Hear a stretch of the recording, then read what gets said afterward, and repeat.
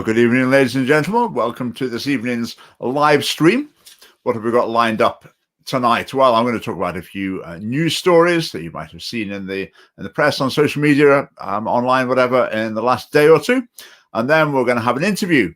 Our chairman, Michael Willis, is going to have a chat with John McGrory. I won't explain more about that. I won't steal his thunder, but that's going to be the central section of this evening's show. And then for the final part of the show, we'll have a bit of time left, and we'll look at some questions. People have submitted a few questions on social media already, but there'll be a chance to put them in the comments as well. Let's get my comments up. Right, there we are. So that's roughly the structure of the programme tonight. Right, a little bit of a Scottish family party news as usual, just to start off. What have we been up to? Well, we've just started the early stages of planning for our council election campaign next year. The council elections were in May 2022, and we had as a preliminary meeting for people to explore the possibility of being a candidate or being involved in the campaign. That was Monday night. We had a remarkable 36 people along with that. It was far more than we possibly imagined. We'd heard from lots of people that we expected that they couldn't make it, but there were lots of new people. That's going to be the story with the Scottish Family Party, because we've got a lot of new members recently. A lot of new people have become aware of us and are getting involved. So it was great to see a lot of new faces there, and our campaign planning will be ongoing. Next week, I think on Monday evening, we've got a strategy and planning meeting, which is open to all members. That the meeting earlier this week was open to other people as well. This is just for members. So if you'd like to come on to that, you do need to join the Scottish Family Party. If you're not a member, then you'll get details to be able to come on to that. We're going to, again, talk about some of our plans, and there'll be an opportunity for people to have their input as well, to give their ideas and their feedback. We find those meetings helpful. In the past, we have about 3 a year, so that's going to be happening at the beginning of next week. Right, so what's been in the news? People have asked questions about this. Well, obviously, Nicola Sturgeon has announced her cabinet. What difference is that going to make? What's the impact going to be? Well, I think the overall conclusion is it's not really going to make any difference. The SNP is going to carry on in the same direction that it was before. It seems to be what happens if you've got a minister in a position where they've taken a bit of flack, they've had a bit of controversy, they've maybe been undermined a little bit, become a bit of a controversial figure, then they get moved somewhere else.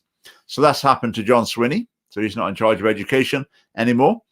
Same with Humza Yousaf. He's been in the firing line to do with the hate speech legislation. So he's been moved on as well to health. Right, who's going to education? Shirley-Anne Somerville. I don't know if you're familiar with her, but she seems like she's just right on the progressive track with the SNP. For example, she was very much pushing for the Gender Recognition Act to go through. So there's really no hope there's going to be any improvement in education from our point of view with Shirley-Anne Somerville. I think it will just be more of the same. That's what we can expect. Kate Forbes has stayed in her position. Now, I mean, rumor has it that Kate Forbes actually has some personal opinions that would be a bit more traditional, morally traditional, shall we say. I think that's quite widely known. So where does she get put? Somewhere where those views are going to be relevant? You know, education, equality, human rights, or whatever, anything like that? Definitely not. She stays at finance. I mean, what does it matter what someone's values are if they're dealing with finance? You know, allocating money to organisations, etc. That really doesn't matter, does it? And that's what the parties do. The Conservatives do the same. Look at Murdo Fraser, someone who, again, seems to have some relatively traditional moral values in there somewhere. So where do the Conservatives put him? Constitution or finance? Certainly not education or, you know, equality or anything like that. The areas where these things might actually come to the fore, they're kept well away from those in safer areas.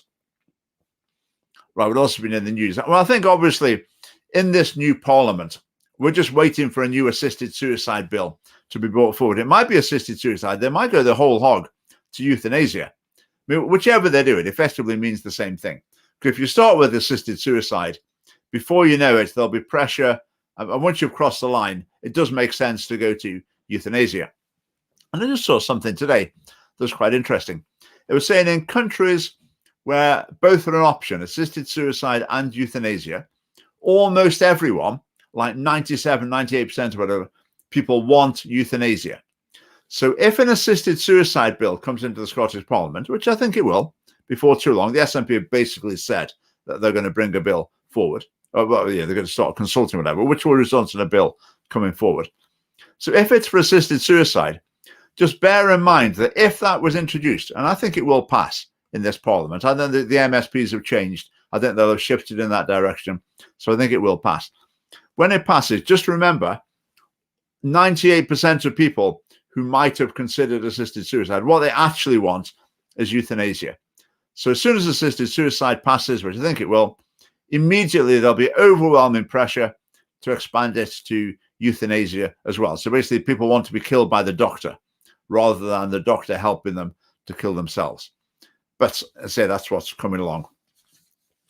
Little media story I thought I'd just mention. This was a cracker in The Guardian. Marriage doesn't work.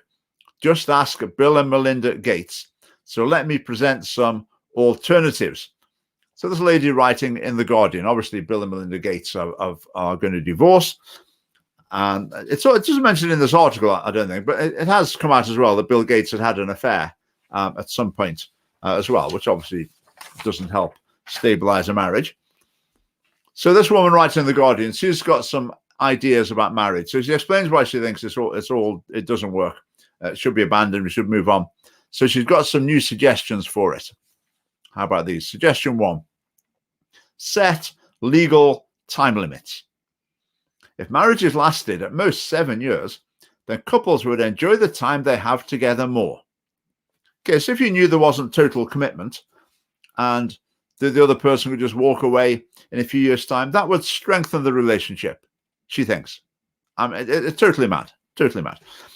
Couples who aren't that happy could probably tolerate it enough to get to the time limit without activating the nuclear divorce option, and those who just can't get enough of each other can simply sign up for another 7 years.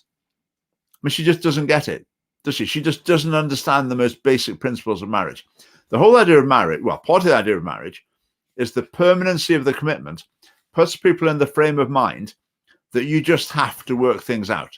It's not an option to say, oh, well, throw in the towel and it's not working. You have to try everything you possibly can to work things out. And she's saying if you take away that ethos, you've really got to persevere and try and make it work if you possibly can. If you take away that ethos, that would somehow enhance relationships. I mean, it's just bizarre. She says everyone would win under that arrangement. Who doesn't she mention there? Who doesn't she mention? I mean, even if that crackpot scheme did actually work out better for adults, which it wouldn't by any stretch of the imagination, who does she not mention at all? Well, this is The Guardian.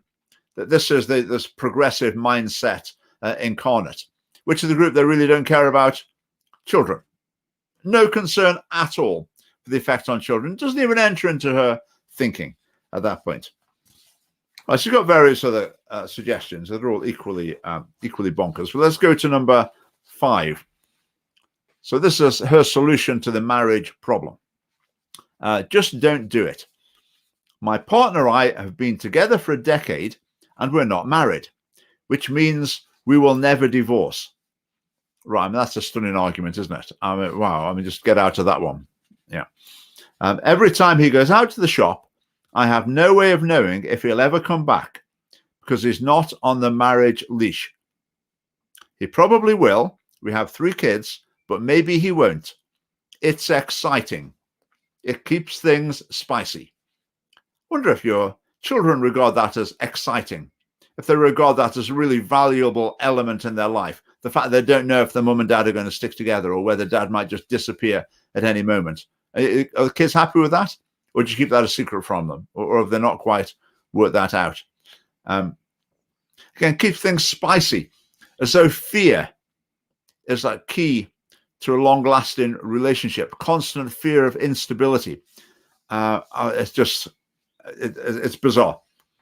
And so she says, not getting married, this fear that the other person could walk out at any moment, that's the real secret to longevity. Okay, and The Guardian published that. There probably hasn't been anything published anywhere in the media in Britain this year that's been so far divorced from well-established fact, because there's just a mountain of evidence that marriages lead to more stable relationships. And she's just claiming completely the opposite. The secret of longevity in relationships is to not get married. I mean, that's in the flat earth category. And yet it gets published in an allegedly reputable newspaper, and there it is for everyone to read. But that's what we're up against. That's what we're up against. So these arguments are influential, and basically they win the day in the Scottish Parliament. They win the day in a large section of the media, but we're here to fight back against them. So yeah, do throw comments in. Right, a couple more news stories before we go over to John McGrory and hear from him with Michael. Neil Finn, I don't know if you've followed this story at all. It hasn't had huge media exposure, but it has been in the press. Now, Neil Finn is an academic at the University of Edinburgh, and he's in a spot of bother at the moment. I think he's been suspended, but certainly under investigation for, you know what's coming, don't you, for saying the wrong thing.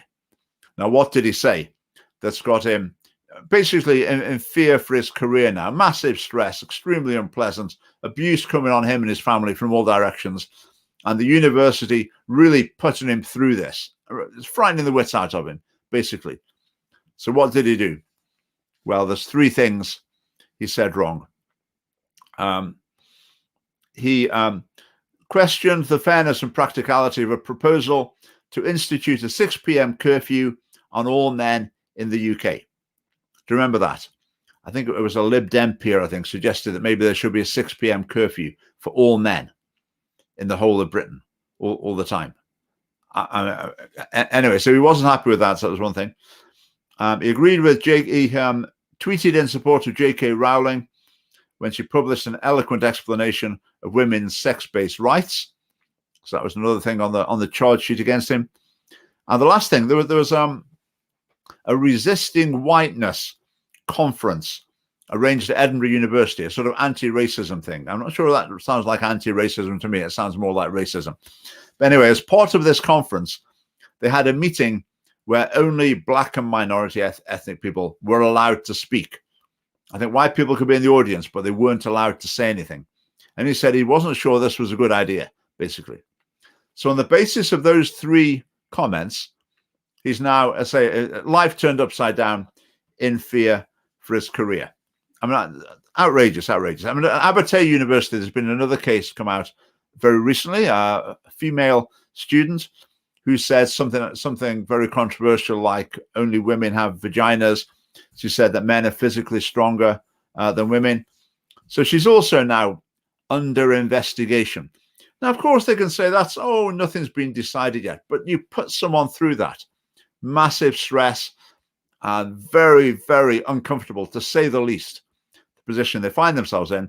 And the people who've complained, the squealing activists, what risk did they take? They're just sitting watching the show, thinking it's great. Really pleased that they've been able to get their own back on someone who dared to take a different opinion than them. But in both of these cases, the universities are frankly pathetic. The complaints come in, and instead of thinking, right, what's right and what's wrong? Is this opinion genuinely objectionable? Do we need to take any action? No, they don't think that. They think, right, what's the easy line? Right, so we've got some stroppy students, so we don't want any more stroppy students. I mean, if we just say, he didn't say anything wrong, we're not interested, complaint not upheld, case closed. Well, we might end up with far more students. Maybe they'll go on the rampage a little bit. Maybe we'll get some bad press with all the students complaining that we're a racist, misogynistic, whatever. So we'll go for the easy option. We'll start an investigation, and maybe that'll diffuse the situation. So totally amoral approach to it, just pragmatism rather than principle. Same at Abertay as well. I mean, the university officials who've made that decision, do they really think, oh, that was so bad, that this is such an outrage, we need to do something? Or are they just thinking, what's the easy line to take here? Maybe if we take this line, they will just diffuse the situation, string it out a few more weeks, and then maybe things will cool down and we can leave it there. I suspect that's what they think.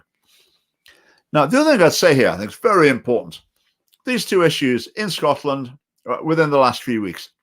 Remember the Conservative Party during the hate speech legislation debates? They were the staunch defenders of freedom of speech. Their social media full of messages about how important freedom of speech is. And yet when it comes to these issues, where are they? If I was an MSP, I would get in touch with these people. I've been in touch with Neil Thin already. I'd be getting in touch and say, right, give me the details of your case. I'll bring it up in the Parliament for you. I will publicly support you as well. Now, if we had some Conservative MSPs in saying, where are you? I thought you were concerned about freedom of speech. They'd say, oh, well, we don't know the details of the case and we can't interfere. Well, you can interfere. This is not a legal case. You don't know the details of the case. Find them out. Ask the person if they'll share the case documentation with you. And most probably they would be delighted to do that. So anyone who wants to be a defender of freedom of speech, it's not an abstract thing. You've got to deal with the specifics. When individual cases come up, then you've got to get your teeth into them. You've got to publicly express support, which is what we've done here. So when Destiny Church had problems with Glasgow City Council, Edinburgh City Council, what do? We express our support publicly, and we're going to have a protest outside Glasgow City Council offices. We were going to Edinburgh as well, but the lockdown came along. That's what's missing often in freedom of speech issues. There are lots of people who will say they're behind you, behind the scenes, but what you need is people to come out publicly and say, we're supporting you. The institution is wrong. This is an outrage. They need to get their act together. We're totally behind you. That's what we need, and that's what's often lacking. So these two universities, Abertay and Edinburgh, I wonder how embarrassed they'd be if someone went along and projected some messages on some of their buildings about the way they bully their staff or their students, or the way they just restrict open intellectual debate. I wonder if they'd be embarrassed by that. I wonder if we should find out. Well, maybe we will. Watch this space. We shall see. Right, what else has been in the news? Well, there seems to have been protests, gatherings of boisterous types, etc. We had the Rangers fans in the middle of Glasgow. Looked like some terrible behaviour there. I don't know about you. Whenever I see a picture of someone throwing things at the police, bottles, bricks or whatever, I just think they're very lucky that I'm not in charge of the police and policing that sort of situation. I just think that there's no way that should be tolerated. I can't bear to watch police cowering behind riot shields, basically while people try to kill them by throwing stones at them. I just can't bear to watch it. There's got to be other ways of dealing with that. So anyway, so we had that sort of disorder in the middle of Glasgow. But then it's so unfortunate because then you get MSPs who are known to be big Celtic fans really sticking the boot in and saying, no, it's Rangers Football Club. They should be held accountable. Then you get other MSPs who are known to be big Rangers fans saying, well, it's not the club's fault. And what about this? And it's not quite so simple. I mean, it's really not a great look. It's really not a great look because you really think the sectarian slant is coming in and influencing the politicians in their response to the issue. And you just think, just grow up. That's got to move beyond that. But it still comes through, I would say, quite strongly. Humza Yousaf was saying Rangers Football Club should be held responsible. I was talking about the strict liability. In other words, the club's responsible legally for the damage and the whatever the problems caused by their fans. Is that reasonable? I'm not really sure it is. If you did have that absolutely strictly, what's to stop a gang of people putting on Rangers tops, going and setting fire to a few cars, throwing a few stones through windows, and then sit back and watch what happens to Rangers Football Club as a result, as they laugh over it? I mean, that's always going to be the risk. So who's responsible for disorder? The individuals. So round them up by vigorous means, prosecute them, deal with it. So obviously it cannot be tolerated. Then there's the other gathering as well around the immigration issue. There's also the pro-Palestine rallies. And again, looking at the response from the government to the different ones, it does give the impression that there are some sort of gatherings that are just the height of irresponsibility coronavirus-wise, but there's other ones where it doesn't seem to be quite such a big issue. depending on whether the SNP agree with the cause that people are gathering around. Again, it's so transparent. It's so blatantly, it's just bad government. It's bad government. It creates division in society, and it loses the faith of the population in law enforcement agencies and in the government itself. Right, they're the news things I was going to flick through there. Have we got any? Someone asked about policy with the armed forces. Right, Fergus, that's a good question. We haven't got any defense policy because it's a reserved matter. When it comes around to the next Westminster elections, we'll look, I think, at developing some more policies in these areas. However, we don't want anything particularly controversial. We wouldn't want to slice our support into with a very controversial defense policy, but maybe we'll look and see if we can have some policies in these areas. Right, The Guardian, yeah. Right,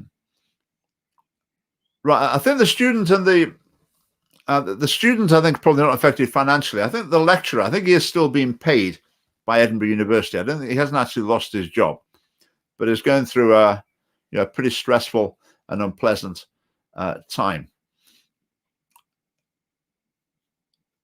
All right, what happened with the immigration van made me actually concerned about what would happen if Scotland actually left the UK. Yeah, I thought it was really concerning what happened with the immigration van. So it was UK immigration authorities, because they're the people who deal with immigration. They're the border force. It's not Scottish border force. It's a UK operation. And so the UK has got immigration laws, as has virtually every country in the world. You can't just go and live in whichever country you like. There are procedures you have to go through. So there was the suspicion that those two men in Glasgow shouldn't have been there. I don't know if that was justified or not. You would assume they had reason to think that. So they were going in, and then people in the locality objected, which, again, I think that's quite, we'll go into that particularly. But if you look at the SNP's response, it was very much, first of all, well, Nicola Sturgeon and Humza Yousaf tried to play it as tried to appeal to Muslims through it by saying how insensitive to take this action during Eid, the Muslim festival. But these people weren't even Muslims. I thought that was a pretty cynical attempt to court Muslim support, not by any policy, not by agreement with their values, not by anything of substance, just by giving the impression we're on your side. And if you've got a dispute with the law, then, well, maybe the law doesn't quite apply the same because you're Muslims. So I hope Muslims could see through that and think that was underhand, just as a lack of integrity, basically. So that was very, very concerning, I would say. I mean, Police Scotland told the border force basically to release the people. I mean, that's a pretty dangerous precedent. So if someone gets arrested, if a big enough mob turns up, then they get set free again. I mean, these things have got to be looked at in the context of longer term effect and precedent. Whereas then the SNP looked at it in terms of how can we boost our own support.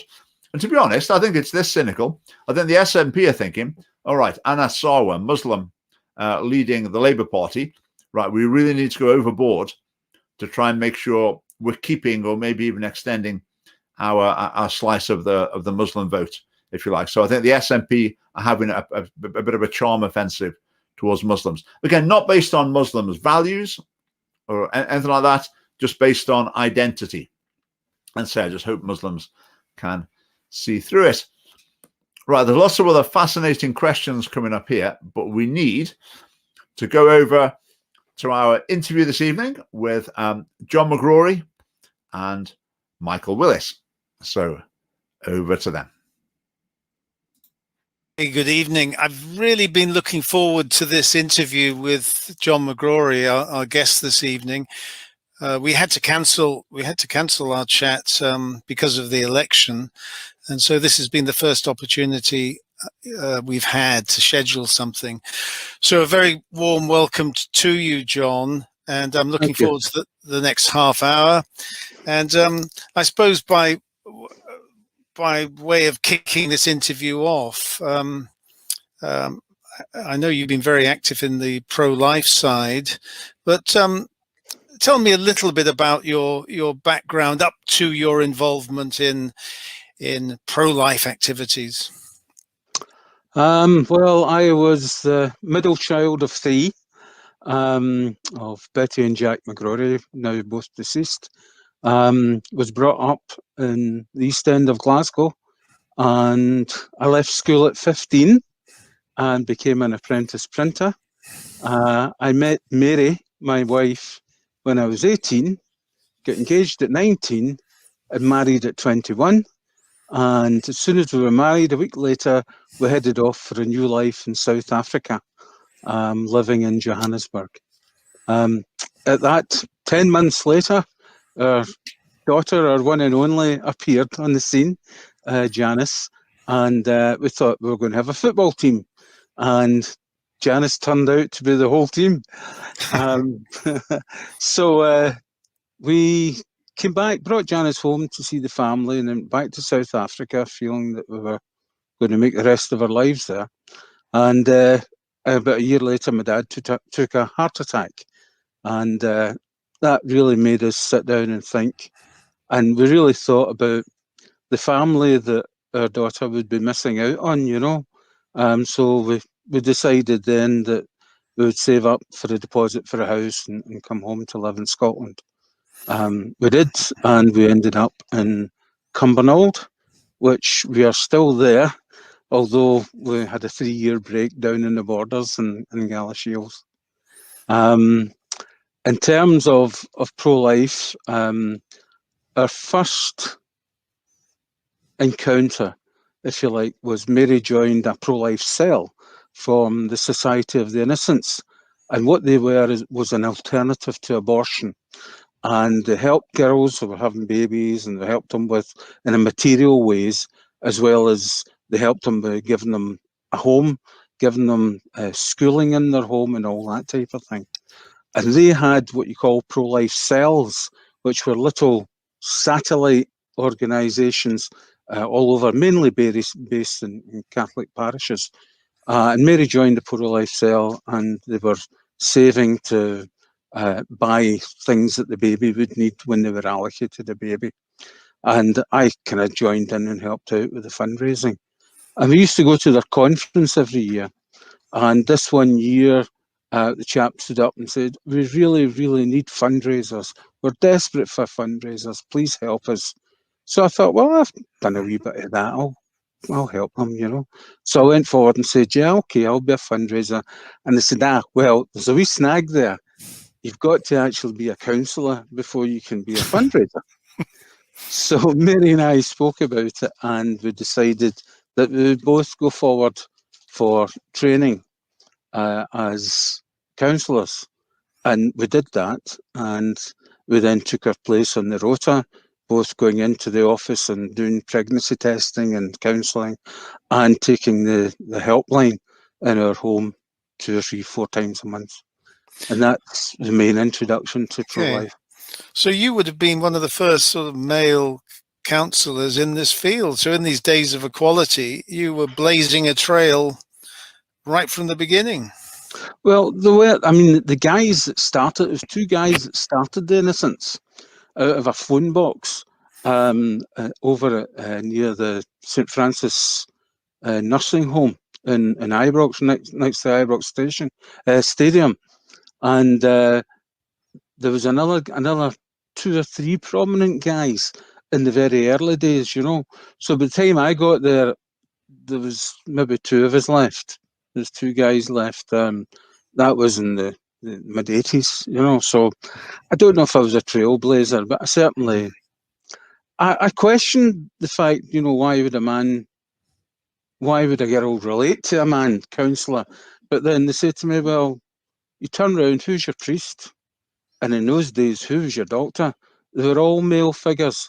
So it was more like a father figure when I did the counselling. And I never found being a male to be a disadvantage. Okay. I always found it to be quite helpful, you know. Okay. So the catalyst then was your dear wife, Mary, who's Absolutely. who's also been a great supporter of the Scottish Family Party. And so you go along to this conference and to this meeting, and then the next thing you know, you're a fundraiser. But first of all, you're going through this counselling course. Yeah. And in those days, that was the format, wasn't it? So these cells, a telephone service, a telephone hotline for girls with a problem pregnancy who need support, need somebody to talk to. I mean, that was one of the main models in the early days of the pro-life movement. Yeah. And so you and Mary were so right at the coalface from the very beginning. But it's funny; it's often the wives that sort of drag the husbands into these things. Yeah. And so what was the next step in this career within the pro-life movement, John? The next thing that happened was we were just settling into the counselling, and the company I worked for closed down, and I had to look for another job. And my next job was in the borders in Scotland, and we couldn't really commute back and forth on a winter's night at 7 o'clock at night to do a 2-hour counselling session and then a 2-hour journey back. So we decided to withdraw from it at that stage. And Mary got a job in a health centre. And one of the days we were coming up to the Life torchlit procession, the process from George Square down to St Andrew's Cathedral. And so we came up for that from Gala that night. And Mary happened to mention to one of her friends that she was coming up, one of her workmates. And when we went back down the next day, she was taken aside by all the doctors in the practice that she worked in. And she was challenged about her pro-life views and her pro-life stance. And rather than defend herself, Mary went on the attack. And she told them quite clearly that they've signed the Hippocratical Oath. What are they doing referring girls for abortions, you know? And they said, well, we don't like doing it. And she says, yeah, because you know it's wrong. So she was on the front foot the whole time. And the next day she was told that her 20-hour-a-week job was being reduced to 2 hours a week over 5 days. So that lunchtime, she crossed the road into the job centre, got an interview for a job that night, was given the job, came in the next morning and handed in her notice. And they said, by God, you don't hang around. Yeah, good for Mary. I mean, for the sake of our sort of viewers and for our listeners, could you expand on the torchlight procession? Now that takes place, or used to take place, on the same day every year. Yeah, it's a Thursday nearest the implementation of the Abortion Act, which was the 28th of October 1967.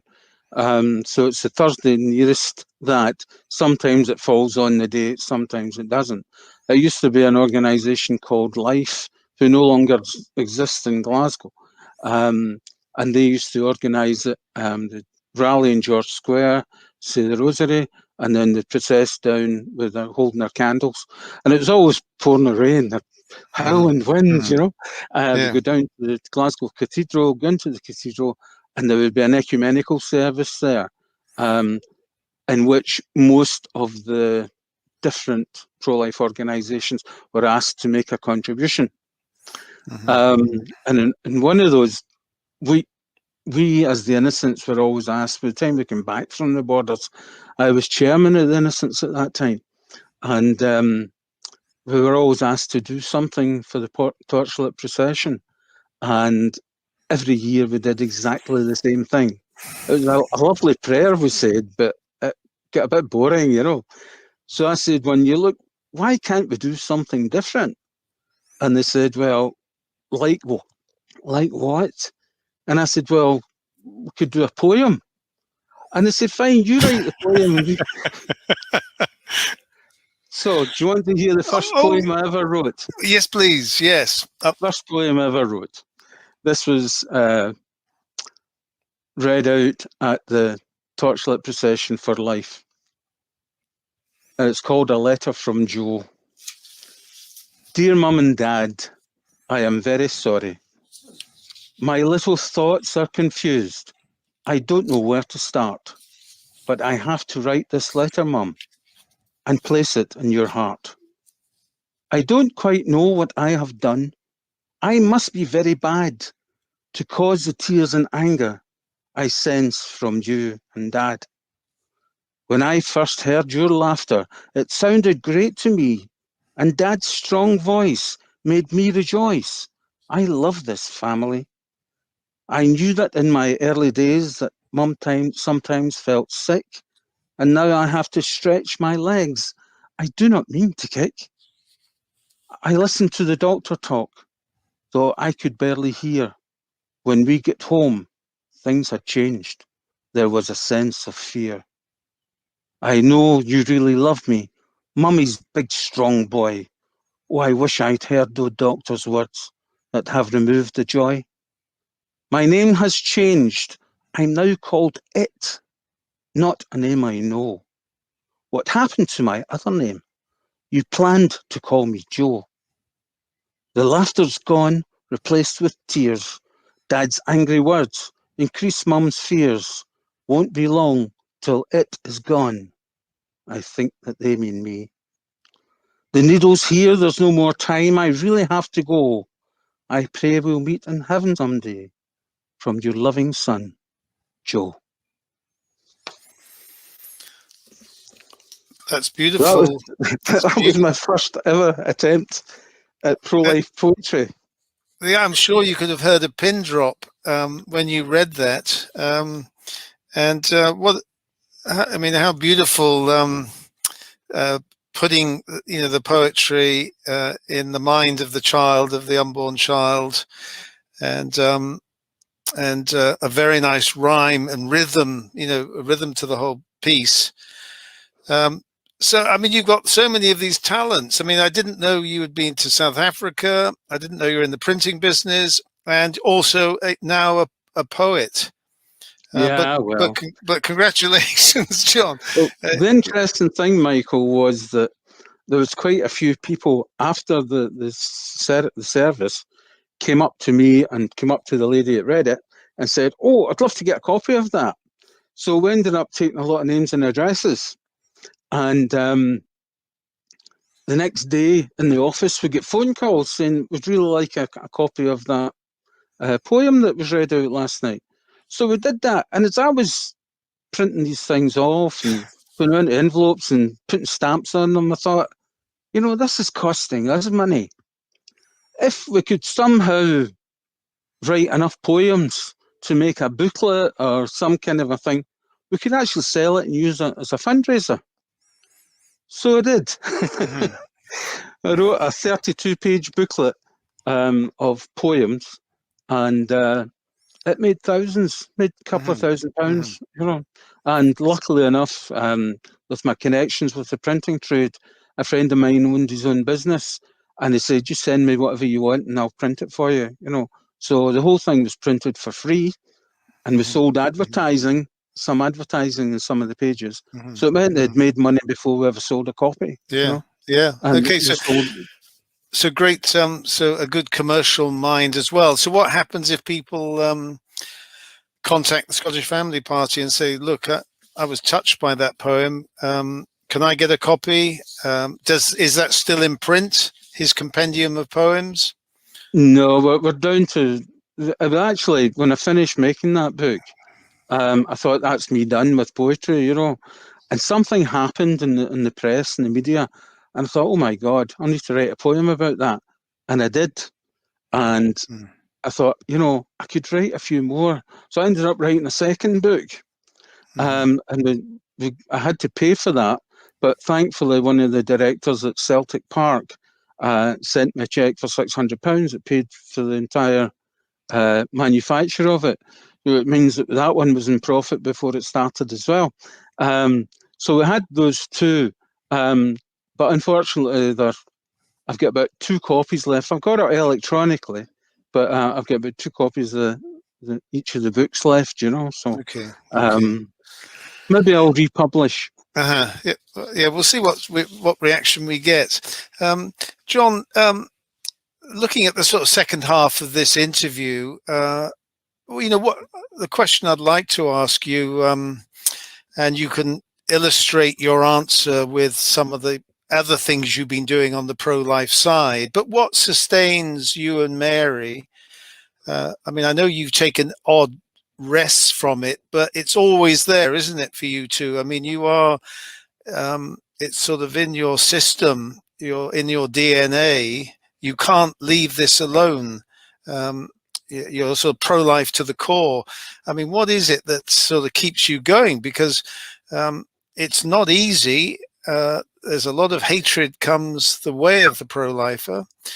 And I think it was G.K. Chesterton that said, if you don't have enemies, you're not making a stand on anything.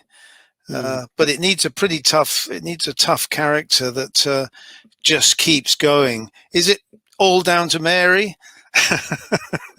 No. It's a combination of both. I mean, thankfully, abortion is something that's never touched our lives, both personally or family or anything like that. It's just, I think people look at us and think, you're so aggressive in this that it must have been something that's happened. It's never anything like that in our lives. I think we've always felt that you really need to speak up for people in this world that don't have a voice, you know, and the most vulnerable people are in the womb, you know. And I think folk forget that that's where we all came from. And if the attitude prevailed today, that's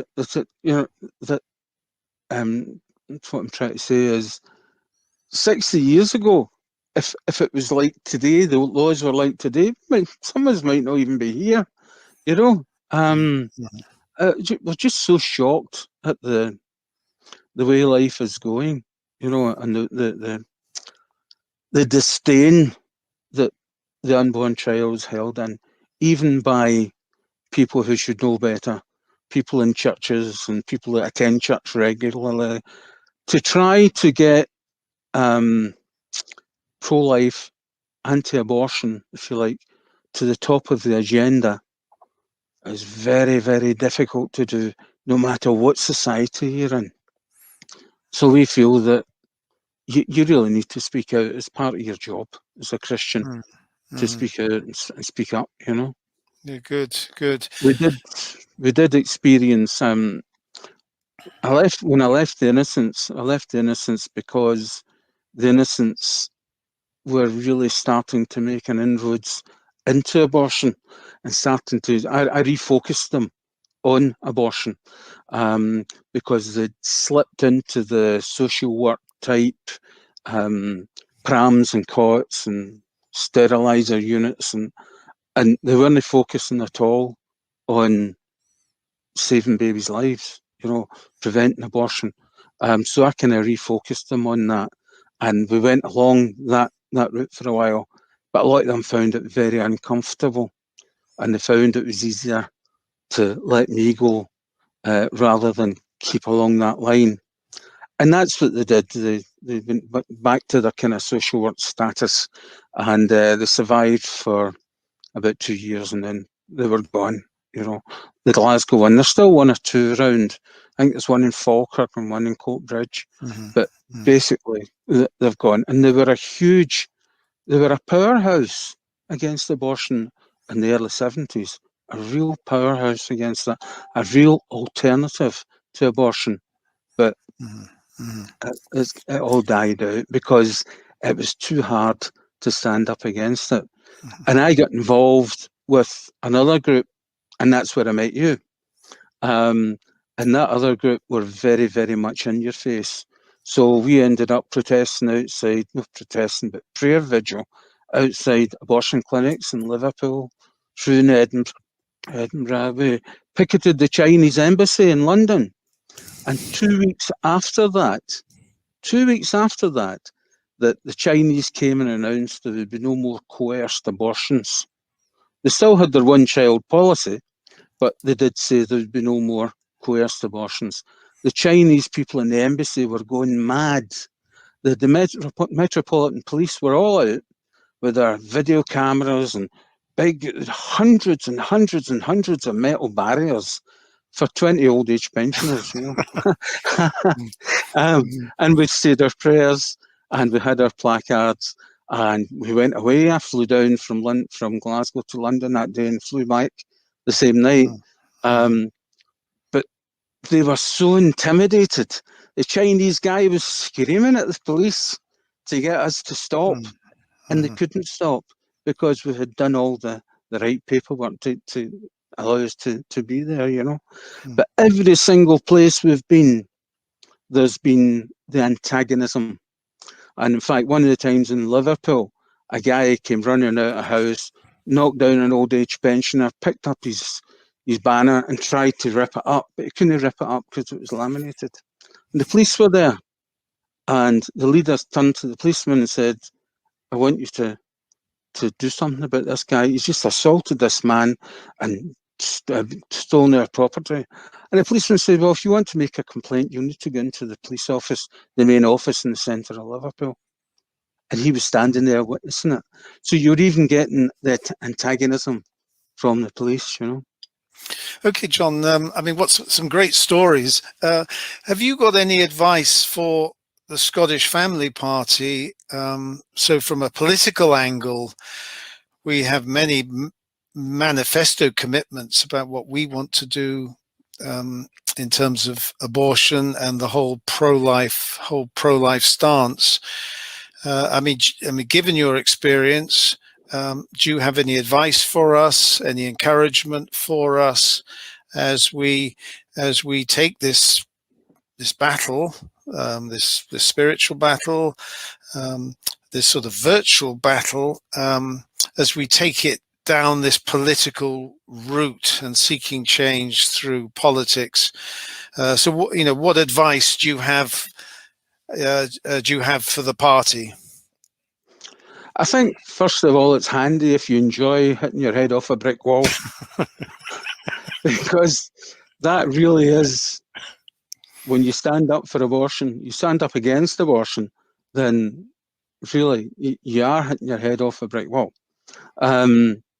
I think as a party, I would say that we need to be consistent, and there are so many areas of abortion that people are not consistent. People say, I don't believe in abortion, but the best thing's the morning after pill. Well, the morning after pill does not stop conception. It destroys the embryo that's been if it has been conceived. You've got IVF treatment for couples who can't or don't appear to be able to have children. IVF treatment in itself involves the destruction of embryos. So it's an anti-life. Some folk will say, yeah, okay, but if they get a baby at the end of it, that's okay, isn't it? No, you've got to be consistent, So that's my advice as a pro-life person, that you've got to be consistent across all of the platforms, including euthanasia. You can't just... I know it's so difficult to watch someone die. I've done it so many times. Been at a bedside where somebody's been dying, and they've not been dying in agony. That's a fallacy. Most palliative cares nowadays make the patient comfortable, but it's difficult to watch someone die when you know they're going to die. But to end it there, you just can't do that. It's just not on, But having said that, I do agree as well that the approach from a political viewpoint, the approach must be to try to chip away. You're not going to stop abortion, IVF, the morning after pill, and many of the contraceptives that are used, they're not contraceptive. They don't stop conception. They actually destroy the embryo that's formed. Like the IUD, the RU486, all of these things are abortifacient. But I do agree that you've got to chip away at it. You can't just say tomorrow, right? That's it. We're in power. Abortion's cancelled. It doesn't work that way. Yeah. You've also got to go for the hearts and the minds. Okay, John, thanks for that advice. I've got a couple more questions. Well, I've got one question. Then what I'd like to do is finish with another of your poems. Okay. My final question is, what do you see coming down the track towards us in terms of anti-life legislation through the Scottish, through Holyrood, through the Scottish Parliament? I think we're guaranteed euthanasia. I mean, the activity, and certainly on Facebook, pre-election was enormous. And looking at the responses to that, there was a very, very high level of support for it, I think the problem is the people who don't agree with these things tend to keep quiet, tend to say nothing. And you have people like the Daily Record saying 97% of people in Scotland agree with euthanasia. I've never met anyone who agrees with euthanasia. In my family, a circle of friends, or in my church, I've never met anyone who's openly said, oh, I agree with that. I've heard a lot of people saying they're so sad to see their loved ones deteriorate and dementia and all these things. I've never heard one person say that, so where's your 97% of Scottish people, So that is definitely coming down the track. There's no doubt about that. Yeah. The Greens, the Liberals and Labour all want abortion on demand to completely decriminalise it.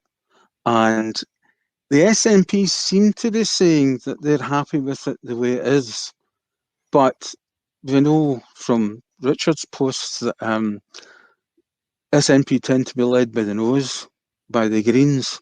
And if it's something the Greens want, the Greens usually get it.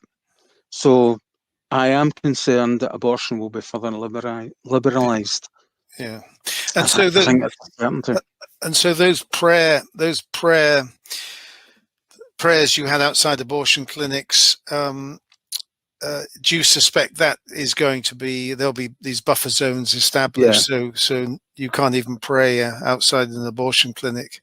Yeah, absolutely. The Greens put up a thing during the election about protesting and trying to secure the right to protest. So I replied to them and I said, that's good. Are you also talking about prayer vigils outside hospitals and abortion clinics? And I get no answer. Yeah. I wasn't really expecting an answer, but I certainly didn't get one, Mm-hmm. Yeah, I think that's going to be a certainty. I think that's a certainty, and I think that will come quite quickly. Okay, John, time has just flown by, and we're going to finish with a poem, and then, but I am going to thank you now for your answers, and it's such an interesting life, and I really do want to congratulate you and Mary on your commitment over the years, and it's a very reasoned commitment to this cause. You understand the philosophy of it, and the fact you can't sort of pick and choose. There is this fundamental sort of right to life that predicates all rights, and the most innocent, beautiful a thing, a baby, and so an unborn baby, demands our protection, and I do want to give my heartfelt thanks for your work over the years, and the great support of Mary, and I'm sure our viewers have enjoyed this. So which poem will you be finishing the interview with, John? The poem that I've selected for the last one is called The Unborn Child's Lament.